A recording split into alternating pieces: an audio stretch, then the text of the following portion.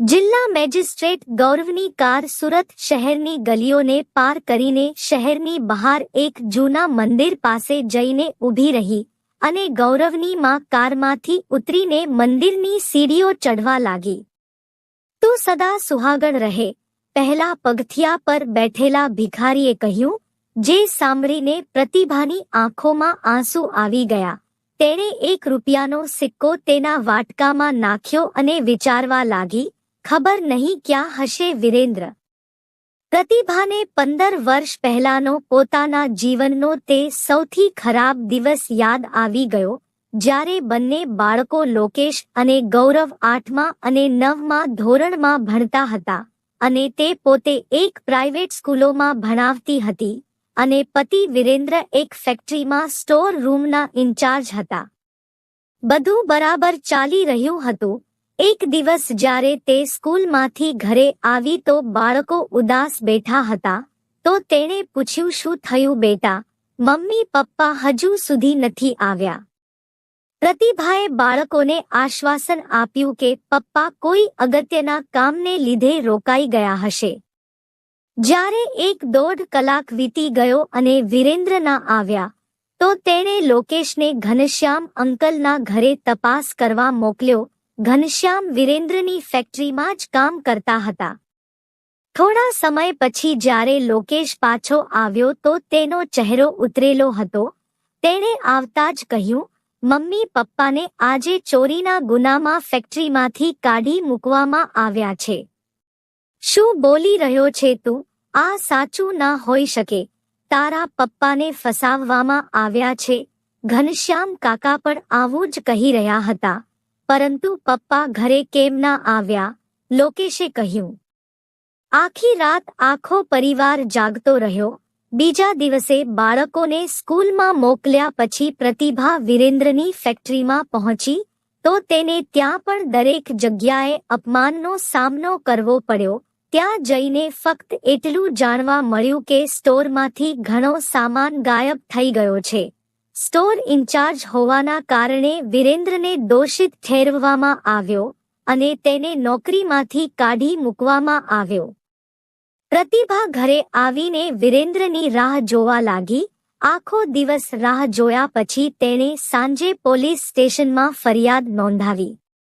બીજા દિવસે જ્યારે પોલીસ તપાસ માટે ઘરે આવી તો આખા મહોલ્લામાં વાત ફેલાઈ ગઈ કે વિરેન્દ્ર ફેક્ટરીમાંથી ચોરી કરીને ભાગી ગયો છે અને પોલીસ તેને શોધી રહી છે. આ વાત ફેલાઈ ગયા પછી તો આખો પરિવાર આવતા જતા લોકોના હાસ્યનો પાત્ર બની ગયો. પ્રતિભાએ તમામ સંબંધીઓને પત્ર મોકલ્યો કે વિરેન્દ્ર વિશે કોઈ જાણકારી મળે તો તરત જ સૂચિત કરે. પેપરમાં ફોટા સાથે એક જાહેરાત પણ છપાઈ. આ મુસીબતે ગૌરવ અને લોકેશને સમય પહેલા જ પુખ્ત બનાવી દીધા હતા. તેઓ હવે એકબીજા સાથે બિલકુલ નહોતા ઝઘડતા. જ્યારે બંનેએ સ્કૂલના આચાર્યને પોતાના સંજોગો વિશે વાત કરી તો તેમણે તેમની ફી માફ કરી દીધી. લોકેશે સાંજે બાળકોનું ટ્યુશન લેવાનું શરૂ કરી દીધું અને ગૌરવે સ્કૂલમાં જતા પહેલા ન્યૂઝપેપર વહેંચવાનું શરૂ કરી દીધું. પ્રતિભાના પગાર અને બાળકોની આ નાનકડી કમાણીથી ઘરનો ખર્ચ કોઈક રીતે ચાલવા લાગ્યો. વ્યક્તિના મનમાં જ્યારે કોઈ વસ્તુ કે કોઈ ખાસ વ્યક્તિને પ્રાપ્ત કરવાની ઈચ્છા ખૂબ વધી જાય છે તો તેનું મન કમજોર પડી જાય છે અને આ જ કમજોરીનો લાભ અન્ય લોકો ઉઠાવે છે. પ્રતિભા આ જ કમજોરીના કારણે તાંત્રિકોના ચક્કરમાં પડી ગઈ હતી. તેમની જણાવેલી પૂજા માટે અમુક ઘરેણાં પણ વેચી નાખ્યા. છેલ્લે જ્યારે એક દિવસ લોકેશે તેની મમ્મીને સમજાવી, ત્યાર પછી પ્રતિભાએ તાંત્રિકોને મળવાનું બંધ કર્યું. થોડા મહિના પછી પ્રતિભા અચાનક બીમાર પડી. હોસ્પિટલમાં જઈને ખબર પડી કે તેને ટાઇફોઇડ થયો છે. ડોક્ટરોએ જણાવ્યું કે સારવાર લાંબી ચાલશે. આ લોકેશ અને ગૌરવની પરીક્ષાનો સમય હતો. ટ્યુશન ભણાવવાની સાથે સાથે લોકેશ પડીકા બનાવવાનું કામ પણ કરવા લાગ્યો. બીજી બાજુ ગૌરવે ન્યૂઝપેપર વહેંચવાની સાથે સાથે લગનની જાનમાં માથા પર ટ્યુબલાઇટ લઈને ચાલવા વાળા છોકરાઓ સાથે પણ મજૂરી કરી, મૂવીની ટિકિટો પણ બ્લેકમાં વેચી, બંનેના કમાયેલા આ તમામ પૈસામાંની દવાઓમાં કામ લાગ્યા. પ્રતિભાએ સ્વસ્થ થયા પછી બંને બાળકોને પૂછ્યું, તમને આ બધું કરવામાં ખોટું ના લાગ્યું? તો ગૌરવે કહ્યું, ના મમ્મી, બલકે મને જિંદગીનો એક નવો દૃષ્ટિકોણ મળ્યો. મેં જોયું કે મારા જેવા ઘણા લોકો પોતાની આંખોમાં ભવિષ્યના સપના લઈને સંજોગો સામે સંઘર્ષ કરી રહ્યા છે. બંને બાળકોને વાર્ષિક પરીક્ષામાં સ્કૂલમાં પ્રથમ આવવાના કારણે બીજા વર્ષથી શિષ્યવૃત્તિ મળવા લાગી હતી. ઘર થોડું સારી રીતે ચાલવા લાગ્યું હતું. પ્રતિભાને વિશ્વાસ હતો કે એક દિવસ વિરેન્દ્ર ચોક્કસ આવશે. દરરોજ સાંજે તે પોતાના પતિની રાહમાં બારી પાસે બેસીને આવતા જતા લોકોને જોતી રહેતી અને જ્યારે અંધારું થાય તો એક ઊંડો શ્વાસ લઈને ખાવાનું બનાવવાનું શરૂ કરતી. આ રીતે વર્ષો વીતી ગયા. લોકેશ અને ગૌરવને પોતાની મહેનતથી સારી નોકરી મળી ગઈ. લોકેશ મુંબઈમાં નોકરી કરવા લાગ્યો છે.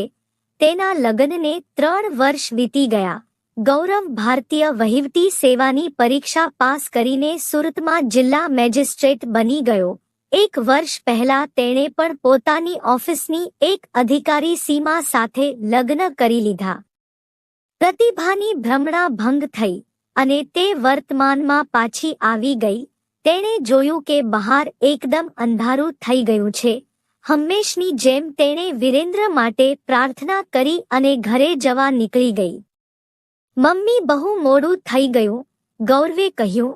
પ્રતિભાએ ગૌરવ અને સીમા તરફ જોયું અને તેમનો ઈરાદો સમજીને ચૂપચાપ ખાવાનું ખાવા લાગી. બેટા, અહીંથી અમુક લોકો જયપુર જઈ રહ્યા છે. એક આખી બસ કરી છે.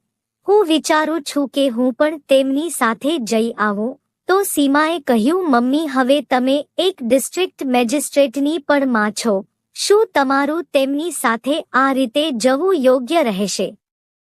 પ્રતિભાએ સીમા સાથે દલીલ કરવાને બદલે પ્રશ્નાર્થ નજરે ગૌરવ સામે જોયું. મમ્મી, સીમા બરાબર કહે છે. આવતા મહિને આપણે બધા ગાડી લઈને અજમેર અને પછી જયપુર જઈશું. રસ્તામાં અંબાજી આવે છે, ત્યાં પણ જઈશું. આવતા મહિને તેઓ પ્રવાસ માટે નીકળી પડ્યા. ગૌરવની કાર અંબાજીમાં પ્રવેશી.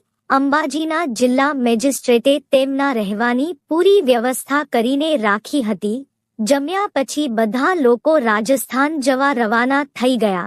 થોડે આગળ ગયા પછી કારને રોકવી પડી, કારણ કે સામેથી એક ટોળું આવી રહ્યું હતું.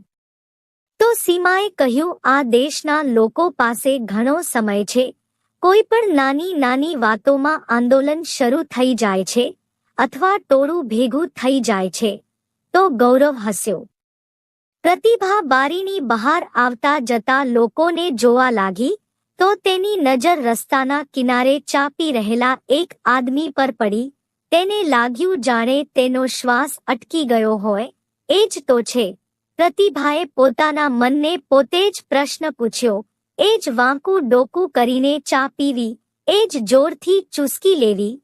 પ્રતિભાએ ઘણી વખત વિરેન્દ્રને આ વાત ઉપર ઠપકો પણ આપ્યો હતો કે સભ્ય માણસની જેમ ચા પીઓ. ચા પીતા પીતા તે વ્યક્તિની નજર પણ કારની બારી પર પડી. કદાચ તેને અહેસાસ થયો કે કારમાં બેઠેલી સ્ત્રી તેની સામે ધ્યાનથી જોઈ રહી છે. પ્રતિભાને જોઈને તેના હાથમાંથી કપ છટકી ગયો. તે ઝડપથી ઊભો થયો અને ભીડમાં ગાયબ થઈ ગયો. તે જ સમયે ટોળું આગળ વધ્યું અને કાર ઝડપથી રાજસ્થાન તરફ દોડવા લાગી. પ્રતિભા અચાનક વિરેન્દ્રની આ હરકતથી સ્તબ્ધ થઈ ગઈ અને કંઈ બોલી પણ ના શકી. રાજસ્થાનમાં તે લોકો ગૌરવના એક મિત્રના ઘરે રોકાયા. રાત્રે પ્રતિભાએ ગૌરવને કહ્યું, બેટા, હું જયપુર નથી જવા માંગતી. તો ગૌરવે આશ્ચર્યથી પૂછ્યું, કેમ માં?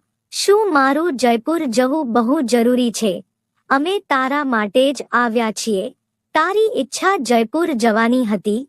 હવે શું થયું? તું સુરત પાછી જવા માંગે છે? સુરત નહીં, હું અંબાજી જવા માંગુ છું. તો ગૌરવે પૂછ્યું, અંબાજી શા માટે?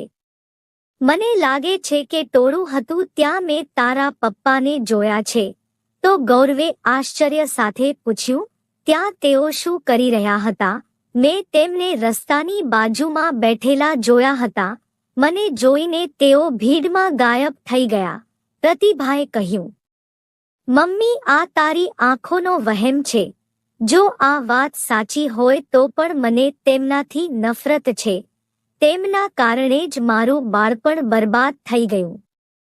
હું જયપુર નહીં, અંબાજી જવા માંગુ છું અને હું તારા પપ્પાને મળવા માંગુ છું.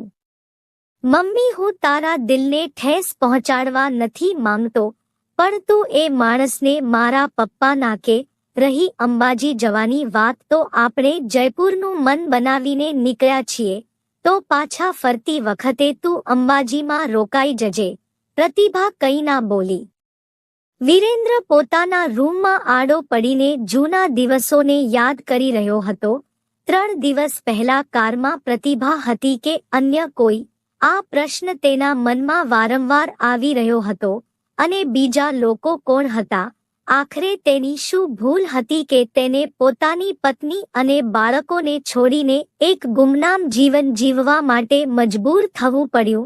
બસ એટલું જ ને કે તે એ હકીકત સાબિત ના કરી શક્યો કે ચોરી તેણે નહોતી કરી. તે મનથી એક કમજોર વ્યક્તિ છે. તેથી જ તો પત્ની અને બાળકોને તેમના હાલ પર છોડીને ભાગી ગયો હતો. હવે શું રાખ્યું છે આ જીવનમાં? એટલામાં જ કોઈએ દરવાજો ખખડાવ્યો હોવાનો અવાજ આવ્યો. તો વિરેન્દ્રએ ઊભા થઈને દરવાજો ખોલ્યો. સામે પ્રતિભા ઊભી હતી. થોડીવાર સુધી બંને એકબીજા સામે ચૂપચાપ જોતા રહ્યા. અંદર આવવાનું નહીં કહો. ખૂબ જ મુશ્કેલીથી શોધ્યા પછી અહીંયા પહોંચી શકી છું, પ્રતિભાએ કહ્યું. હા, અંદર આવ. પ્રતિભાને અંદર લાવીને વિરેન્દ્રએ દરવાજો બંધ કરી દીધો. પ્રતિભાએ જોયું કે ઓરડામાં એક ખાટલા પર પથારી પાથરેલી છે. ચાદર ફાટેલી અને ગંદી છે. એક દોરડા પર રૂમાલ, લેઘો અને શર્ટ લટકેલો છે.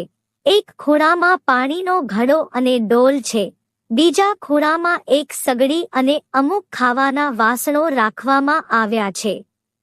પ્રતિભા ખાટલા પર બેસી ગઈ અને ધીમેથી પૂછ્યું, કેમ છો? તો ઉદાસ સ્વરે વિરેન્દ્ર બોલ્યો, કેવો લાગુ છું તને? તો પ્રતિભા કંઈ ના બોલી. ત્યાર પછી થોડા સમય પછી પ્રતિભાએ પૂછ્યું, શું કરો છો તમે? તો વિરેન્દ્રએ કહ્યું, આ શરીરને જીવતું રાખવા માટે 2 રોટલીઓ જોઈએ. તે કંઈ પણ કરીને મેળવી શકાય છે. એમ તો ખૂણામાં એક ચાની દુકાન છે. મારે તો કંઈ નથી જોઈતું. હા, 4 બાળકોના શિક્ષણનો ખર્ચ નીકળી જાય છે. બાળકો? પ્રતિભાના સ્વરમાં આશ્ચર્ય હતું. હા, અનાથ બાળકો છે. તેમના શિક્ષણની જવાબદારી મેં લીધી છે.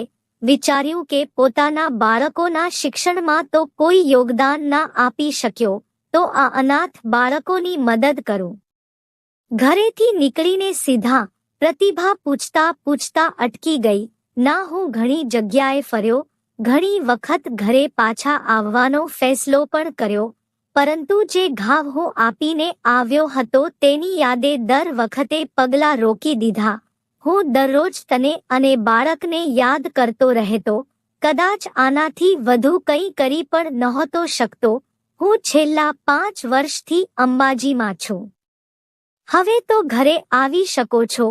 લોકેશ હવે મુંબઈમાં છે. ત્યાં નોકરી કરે છે. ત્યાં જ લગ્ન કરી લીધા છે અને ગૌરવ સુરતમાં જિલ્લા મેજિસ્ટ્રેટ છે. મને ફક્ત તમારી કમી છે.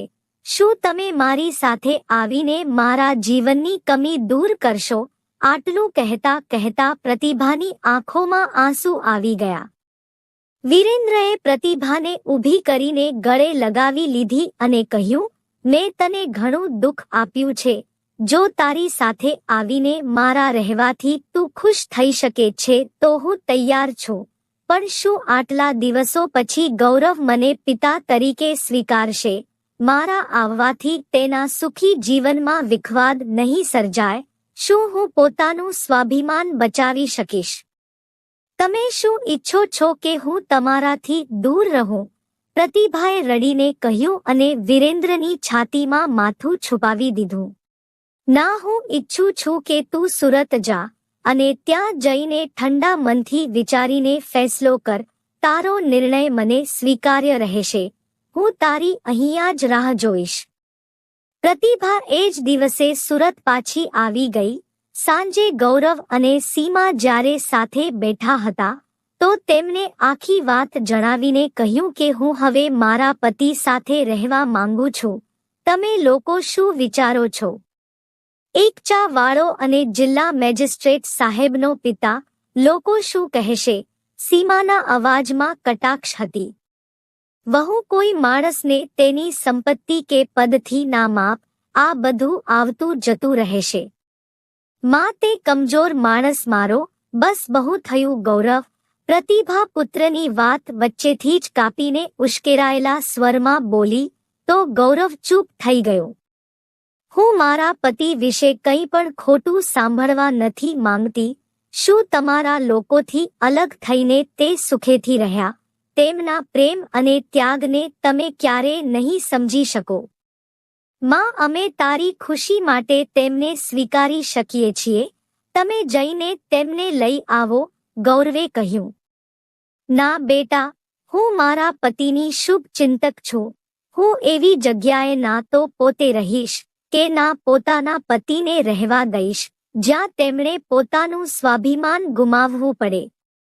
પ્રતિભા રાત્રે ઊંઘમાંથી જાગી ગઈ કે તેના પગ પાસે કંઈક ભીનું ભીનું શું છે. જોયું તો સીમા તેના પગ પકડીને રડી રહી હતી. મમ્મી, મને માફ કરી દો. મેં તમારું ઘણી વખત દિલ દુખી કર્યું છે. આજે તમે મારી આંખો ખોલી દીધી. મને આશીર્વાદ આપો કે હું પણ તમારી જેમ પોતાના પતિના સ્વાભિમાનની રક્ષા કરી શકું.